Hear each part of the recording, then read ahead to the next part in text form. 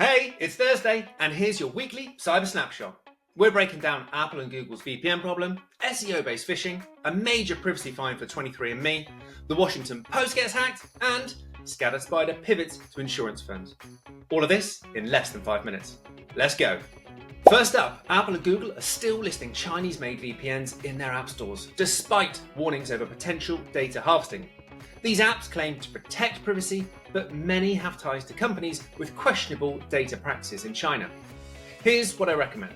Enforce an approved list of VPNs and vet all apps before installation, especially the ones offering free privacy. Next, cybercriminals have found a way to boost the ranking of their phishing websites by inserting hidden code into legitimate sites. This doesn't mean the legitimate sites are hosting malicious content, but they're being abused to influence how search engines rank results.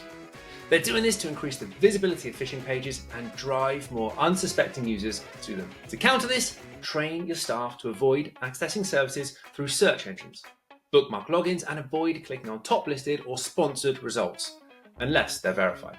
The UK's data regulator has fined 23andMe £2.3 million over last year's data breach.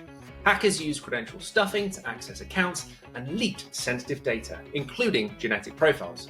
The ICO have called it profoundly damaging, citing the lack of MFA and weak monitoring. Don't let that be your clients. Make sure MFA is enforced across all accounts and use tools that detect credential stuffing attacks, especially on sensitive data. The Washington Post has confirmed a breach of its internal email system. Journalist accounts were compromised. The attack vector is still unclear, but it's a reminder, no org is off limits.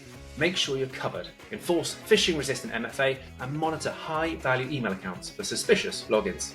And finally, Google is warning that Scattered Spider is now targeting US insurance firms. The crew is infamous for social engineering and help desk manipulation. They're tricking support teams into resetting MFA and account access. We know these cybercriminals from the recent UK retail attacks. The advice remains the same though. Train your help desk and frontline teams on caller verification. Use scripts that require ID checks before account resets. And that's your weekly Cyber Snapshot. See you next week.